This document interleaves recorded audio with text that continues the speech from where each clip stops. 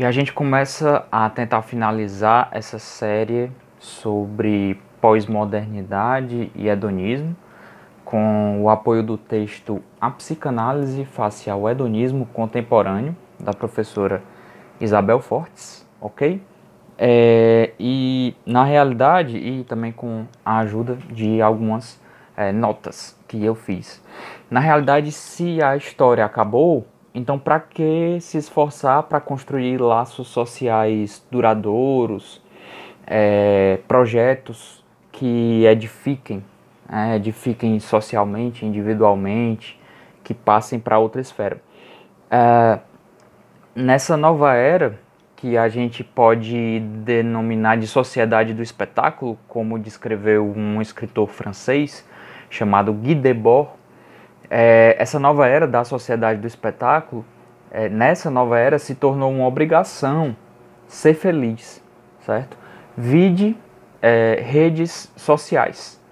Nas redes sociais a gente pode notar o padrão é estar feliz, é estar bem, é estar viajando, é estar com um casamento maravilhoso, estar com dinheiro no bolso, enfim.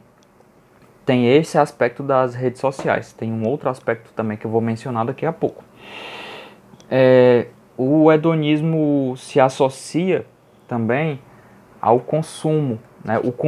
Consumir virou sinônimo de ser feliz.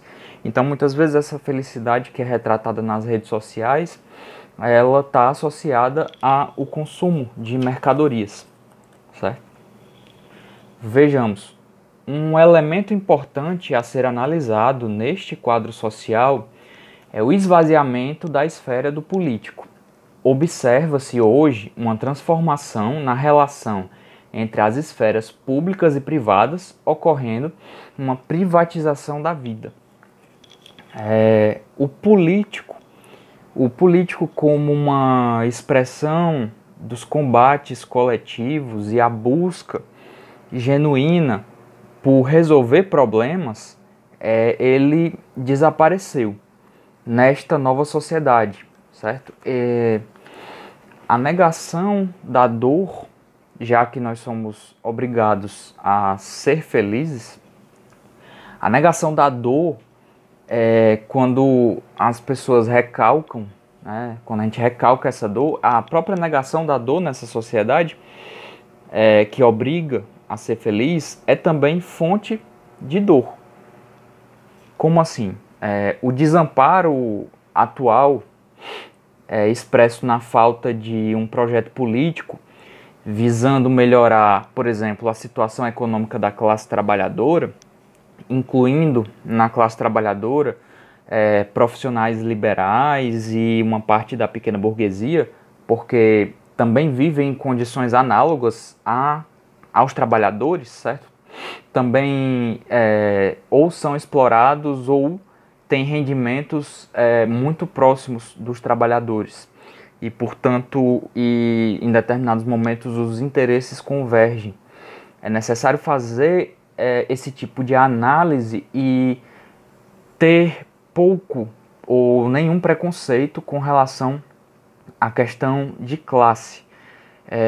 Não se deve, com isso, ignorar que o fato de fulano ou cicrano pertencer a determinada classe, mas se deve fazer a análise correta do que esse pertencimento significa, porque muitas vezes principalmente do lado da esquerda, o fato de alguém pertencer a uma classe social, por exemplo, pequena burguesia, faz com que essa pessoa seja automaticamente abandonada enquanto potencial aliado político, certo?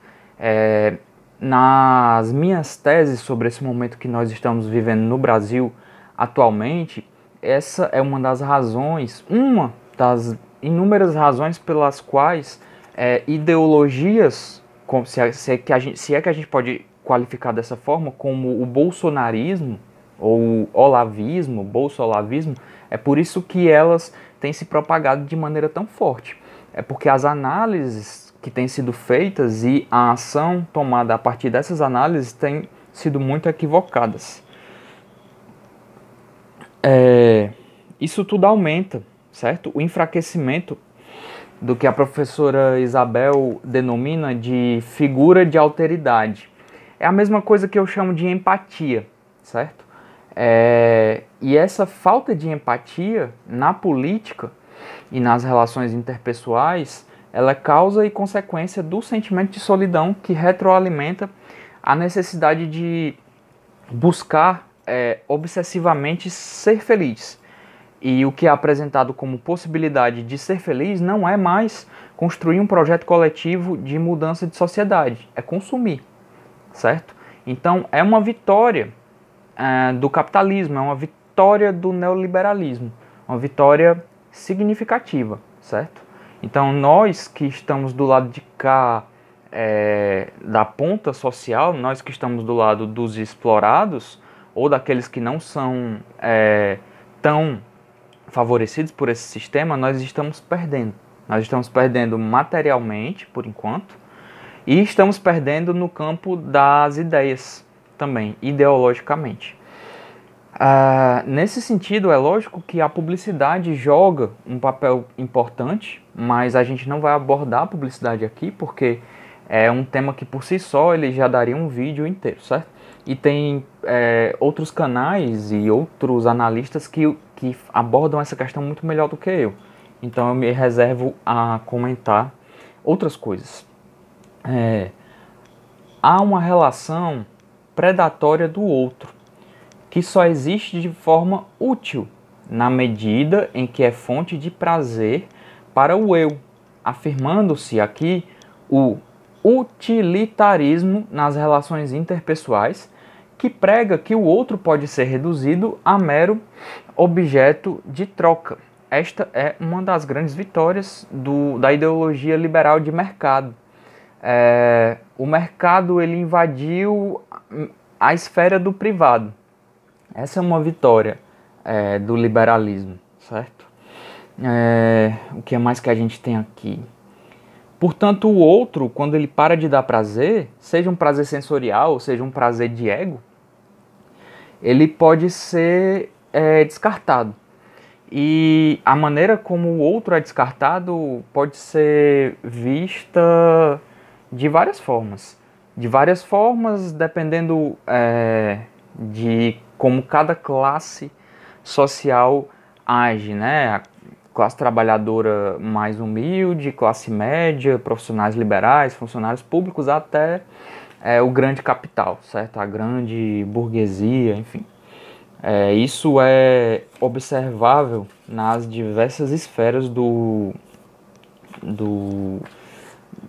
das camadas sociais, certo? Que mais? Sobre a falta de empatia, né, o escritor francês Guy Debord, garante, certo, que uma das características da sociedade do espetáculo é justamente cortar o espaço para o diálogo, já que a função do espetáculo é fazer ver, é fazer parecer e aparecer. Ou seja, o espetáculo é uma representação, até certo ponto, independente daqueles que estão assistindo o espetáculo, certo? Exibicionista, alheia, autista, que corta os laços sociais, né? Corta o espaço social da troca. Isso quando o espetáculo invade a esfera social, né? Portanto, da alteridade ou da empatia, da possibilidade de gerar empatia. Em termos de sociedade, o efeito da precariedade do vínculo com o outro é o sentimento de solidão e de vulnerabilidade, certo? Esse é o efeito. É interessante lembrar do filósofo inglês Thomas Hobbes, que defendia um estado soberano, enorme, né? O Leviatã. O Hobbes, ele dizia que o homem é o lobo do homem, e por causa dessa afirmativa, porque o Hobbes acreditava ter encontrado a essência das características dos homens, ele incide na necessidade de um Estado forte, atuando para evitar essa selvageria, que seriam as pulsões agressivas naturais dos homens contra os homens. A modernidade construiu estados fortes a modernidade, o tempo do iluminismo, das revoluções burguesas e das revoluções socialistas. Essa modernidade construiu estados fortes, mas não com esse nobre objetivo de evitar que os homens se matassem uns aos outros ou fizessem mal, mas sim, o objetivo último dos estados fortes era ganhar, sair na frente na corrida econômica pela industrialização, certo? A história dos estados é a história da corrida econômica pela industrialização, pela modernização dos meios de produção, pelo desenvolvimento de novas máquinas e equipamentos, e aqueles países que se deram melhor e que são considerados desenvolvidos até hoje são aqueles que tiveram forte participação estatal no desenvolvimento das suas economias e que conseguiram, por causa disso, sair na frente. Além disso, as pulsões, ou seja, a natureza do homem não se resume à destruição do outro, certo? Quem faz esse alerta para a gente é o psiquiatra psicanalista Carlos Magno, porque ele argumenta que a lei por si só não nos impede de agredir uns aos outros. A lei, sim, ela constrange parte dessas agressões, mas ela não cria, por decreto, as condições de fraternidade, certo? Portanto, a construção de uma civilização é fruto das pulsões, ou seja, de uma outra parte da natureza humana, das pulsões de fraternidade, amor, necessidade de vida comunitária e compaixão. Sendo estas pulsões, naturalmente, parte da complexa, difícil de analisar, né, e até contraditória constituição do aparelho psíquico humano, certo? Escapando dessa forma, com esse alerta, nós somos capazes de escapar às simplificações grosseiras sobre o que eu chamo de oceano sem fundo, que é a natureza humana, certo? Vamos tentar escapar dessas simplificações para que a gente possa chegar em algum lugar. As condições atuais de individualismo e hedonismo são parte de um projeto político, ou um projeto, podemos chamar talvez até de um projeto antipolítico, que visa posicionar o homem no lugar onde não há alternativa. E a retirada do Estado como um árbitro confiável e provedor não é um projeto novo na história da humanidade. Não é. O hedonismo é visto pela professora Isabel Fortes como um herdeiro da filosofia utilitarista do filósofo Jeremy Bentham.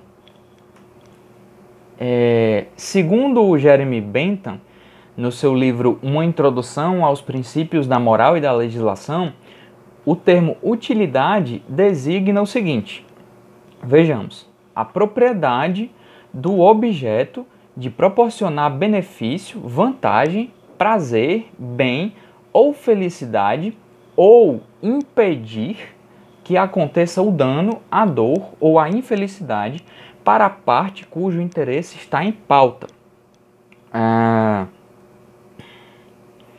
Vamos lá. Esses princípios deveriam guiar ao bem-estar econômico e social, segundo a filosofia utilitarista do Jeremy Bentham. E existe uma escola utilitarista que nasce a partir dessas reflexões desse filósofo economista, né? Podemos dizer assim. O Bentham nasce ainda no século XVIII, certo? Em 1789. Na sociedade de mercado, competitivo, com o Estado ausente, o homem realmente é impelido a destruir o seu semelhante. E os valores que restam são os valores monetários. Não por acaso os teóricos utilitaristas da economia neoclássica ou da economia neoliberal, chame como quiser, a quem o Marx chama de economistas vulgares, ou para aqueles que gostam de uma linguagem mais bíblica, o Marx também utiliza essa linguagem, ele os chama de os fariseus. Os fariseus eram uma tribo judaica que politicamente causou muitos problemas a Jesus Cristo, certo? Enfim, eles são os economistas vulgares ou os fariseus, segundo Marx, né? Esses economistas, eles mediam dor e prazer em unidades monetárias ou quantidade de mercadoria consumida, certo? Eles já faziam isso. Quem são esses economistas e cujo pensamento é a raiz daquilo que é dominante hoje nas escolas, nas universidades brasileiras, no pensamento econômico das universidades brasileiras. Citemos alguns: Frederic Bastiat, Leon Walras, William Jevons, Karl Menger e Alfred Marshall. São alguns desses pensadores que foram fortemente influenciados pelo utilitarismo do Jeremy Bentham, certo? Quando o Hobbes traça o perfil violento do homem, não é, portanto, para validar esse perfil eticamente, mas na realidade é para repudiar esse perfil e enaltecer a necessidade de um Estado forte. É esse o objetivo do Hobbes. Mas no utilitarismo, que a professora Isabel Fortes denota, que o hedonismo atual é um herdeiro direto desse utilitarismo, no utilitarismo hedonista, esse perfil individualista, frio e consequentemente destrutivo do outro, ele é a própria ética encarnada. Ele é o símbolo de felicidade. Ela diz mais pra gente. Ela diz o seguinte: o fortalecimento do individualismo é hoje o grande adversário da cidadania. O enfraquecimento da cidadania é um dos efeitos da intensa individualização, na medida em que os interesses agora se voltam para os cuidados da vida privada, tendo os sujeitos perdido a capacidade de compartilhar coletivamente seus temores frente aos riscos da própria existência. As pessoas estão com medo, mas elas não conseguem se apoiar mutuamente, apesar de os medos serem os mesmos, certo? De as situações serem parecidas. Portanto, combater o esvaziamento do espaço público se torna uma tarefa urgente. Vejamos como é interessante como é que o neoliberalismo individualista e hedonista se apresenta politicamente para a sociedade, certo? O que é que está inculcado na cabeça do trabalhador médio brasileiro, enfim, do brasileiro médio? É como se tivessem conseguido colocar na cabeça deles que eles dissessem para si mesmos que se o poder de ser feliz está em suas mãos e você não é feliz, então você é o grande culpado por isso, certo? Porque a desintegração do estado de bem-estar social leva a que não se possa mais contar com os dispositivos do Estado. Se esses dispositivos eram antes considerados um direito dos cidadãos, eles passam a ser vistos agora como um ato de caridade, um tipo de instrumento que serve apenas aos incapazes. Portanto, a ideologia neoliberal triunfou a tal ponto que a classe trabalhadora foi convencida de que se ela precisa do Estado é porque ela é uma classe perdedora. Nossa, então assim, o mundo está repleto de perdedores, viu? Eu acho que só 1% das pessoas que vivem no mundo inteiro talvez sejam os verdadeiros vencedores, porque os outros 99% precisam muito dos estados, ok? O Bauman, certo? O Zygmunt Bauman, que escreve sobre a pós-modernidade, ele tem uma passagem muito interessante que ele diz o seguinte: para o indivíduo, o espaço público não é muito mais que uma tela gigante em que as aflições privadas são projetadas sem cessar.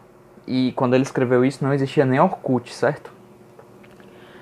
Sem deixarem de ser privadas ou sequer adquirirem novas qualidades coletivas no projeto da ampliação, certo? No processo da ampliação.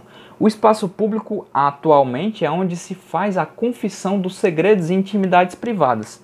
Foi isso que virou o espaço público, o espetáculo. O espaço público virou palco de espetáculo, certo? O espaço público tornou-se palco para a promoção do espetáculo que visa a dar vazão ao exibicionismo e à necessidade de exteriorização do eu.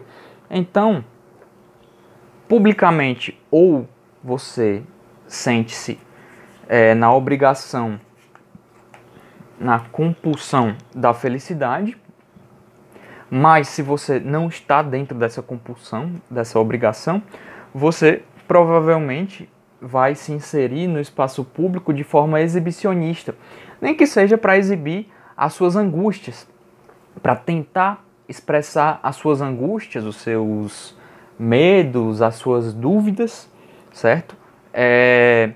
E muitas vezes de uma forma que não vai servir para lhe edificar enquanto ser individual, enquanto ser coletivo, enquanto classe, porque uma atitude exibicionista dificilmente ela desencadeia um processo de iluminação de uma consciência coletiva, certo? Então é isso, ou você está na felicidade obrigatória, ou você está na obrigação de dizer o que você está sentindo, de dizer o que você está pensando, de tentar compartilhar as suas angústias, mesmo que você mesmo não entenda direito de onde vêm as suas angústias. E aí surgem vários tipos de neurose próprias da pós-modernidade. Eu não vou entrar na questão das neuroses, porque não é a minha área e eu provavelmente ia falar besteira a esse respeito, certo? Mas não percamos de vista que é isso, que o espaço público na pós-modernidade virou espaço para exibição. Virou espaço, seja para a exibição da sua felicidade através daquilo que você tem a capacidade de consumir, seja espaço para exibição das suas angústias, muitas vezes mal formuladas e que não lhe ajudam a superar o sentimento de solidão, de desamparo que desencadeou essa mesma angústia, certo? Com isso, eu fecho aqui essa série de vídeos sobre o hedonismo e sobre a pós-modernidade. Os meus próximos vídeos eles vão ser mais focados na questão da economia política. Eu pretendo rasgar o véu que está por cima do chamado Plano Real, porque o Plano Real ele é na esfera pública até hoje conhecido aquele que salvou o Brasil da inflação, certo?